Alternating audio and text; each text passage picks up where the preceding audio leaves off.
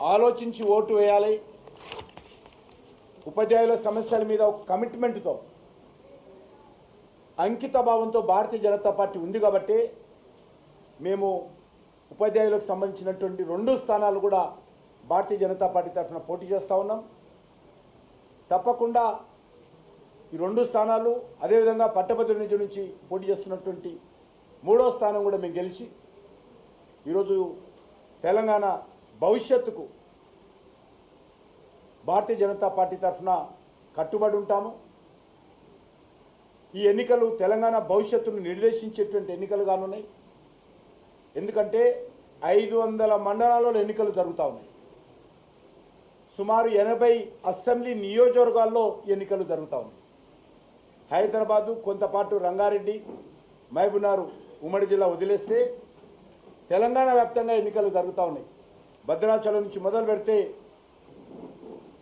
జహీరాబాద్ వరకు అన్ని కాన్స్టిట్యున్సీలలో కూడా విద్యావంతులు, మేధావులు తమ ఓటు హక్కు వినియోగించుకొని ఉన్నారు. కాబట్టి ఈ ఎన్నికలకు సంబంధించి ప్రజలు ఆలోచించి ఓటు వేయాల్సిందిగా ఈ సందర్భంగా కోరుతాము.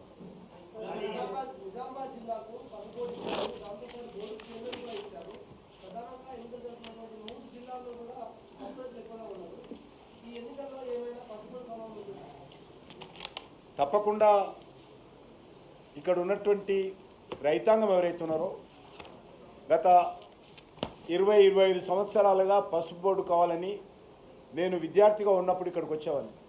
అప్పటి నుంచి డిమాండ్ జరుగుతూ ఉంది. ఈరోజు నరేంద్ర మోడీ గారి నాయకత్వంలో స్థానిక పార్లమెంట్ సభ్యుడు అరవింద్ గారి యొక్క కృషితో ఈరోజు ఇక్కడ పసుపు బోర్డుకు సహకారం జరిగింది. తప్పకుండా రానున్న రోజుల్లో పసుపు ఉత్పత్తి చేసేటువంటి, పసుపు పండించేటువంటి రైతులకు అన్ని రకాలుగా మేలు చేసేటువంటి కార్యాచరణ ప్రణాళికతో ముందుకు వస్తూ ఉన్నాం. తప్పకుండా ఆ రైతులు భారతీయ జనతా పార్టీని ఆదరించాలని కోరుతా ఉన్నాం.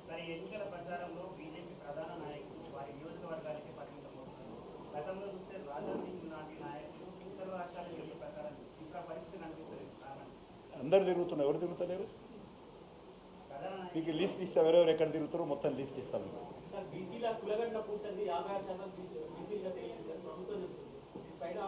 పీసీ గులగన్న పూర్తి కాలే. ఇప్పుడు గులగన్న చేస్తామన్నారు కదా ఈరోజా? చూడాలి. ఎందుకు చేస్తాం? మేము కులగణనకు అనుకూలంగా ఉన్నాము. ఒకటి, కులగణనకు భారతీయ జనతా పార్టీ వ్యతిరేకం కాదు. బీసీ రిజర్వేషన్ పెంచే విషయంలో వ్యతిరేకత కాదు. బీసీ రిజర్వేషన్ పెంచాలి జనాభా ప్రాతిపదికన అని భారతీయ జనతా పార్టీ చాలా కట్టుబడి ఉన్నాం. ఒకటే ఇందులో ఏదైతే ఈరోజు ముస్లింలందరినీ తీసుకొచ్చి బీసీ సామాజిక వర్గంలో చేర్చి బీసీలకు అన్యాయం చేసేటువంటి పెద్ద కుట్ర జరుగుతూ ఉంది. దాన్ని మేము వ్యతిరేకిస్తున్నాం. ఖచ్చితంగా అది రానున్న రోజుల్లో కూడా వ్యతిరేకిస్తాము. ఎందుకంటే ఈరోజు హైదరాబాద్లో 150 మున్సిపల్ డివిజన్లు ఉన్నాయి. అందులో 50 డివిజన్లు బీసీల కోసం రిజర్వ్ చేశారు. ఆ 50 డివిజన్లలో 33 డివిజన్లలో బీసీయేతరులైనటువంటి మజ్లిస్ మద్దతుదారులు గెలిచారు.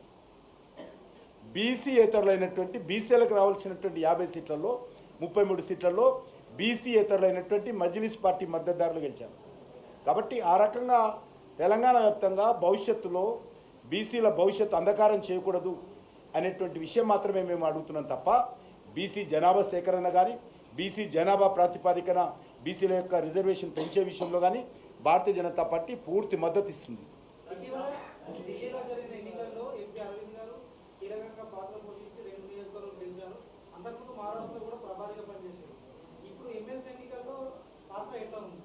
వారు కీలక పాత్ర పోషిస్తారు ఇప్పుడు కూడా.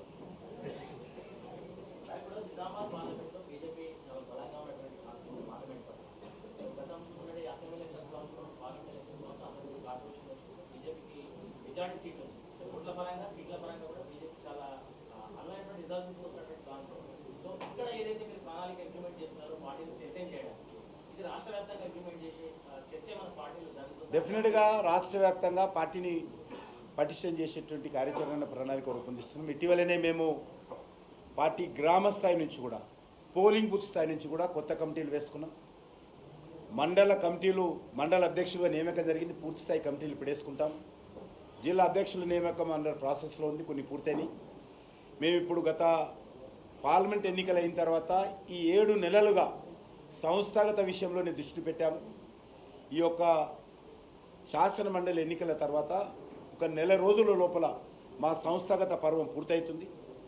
ఆ తర్వాత పూర్తి స్థాయిలో మరి ప్రజా సమస్యల మీద ఉద్యమాలు చేసేటువంటి దృష్టిలో పార్టీ ముందుకెళ్తాం.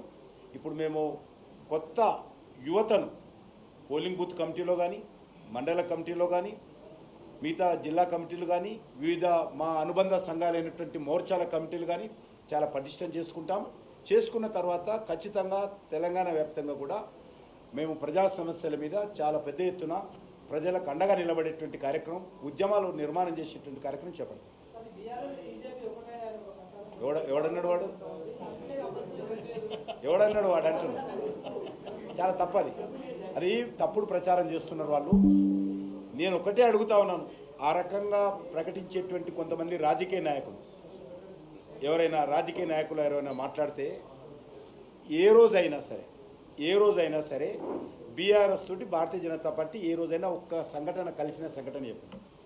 కాంగ్రెస్ పార్టీ అయితే నాయకులు మాట్లాడుతున్నారో, మీరు చెప్పింది కాంగ్రెస్ నాయకులు చెప్పిన మాట, ఎవరైతే కాంగ్రెస్ నాయకులు మాట్లాడుతున్నారో వాళ్ళు బీఆర్ఎస్ తోటి కలిసి తిరిగినటువంటి వాళ్ళు. బీఆర్ఎస్ ఏదైతే నాయకున్నాడో ఆయన ఓ కాలంలో కాంగ్రెస్ పార్టీ నాయకుడు. నెంబర్ టూ గతంలో ఇదే కాంగ్రెస్ పార్టీ ప్రభుత్వంలో కేసీఆర్ మంత్రివర్గం చేరినటువంటి పరిస్థితి.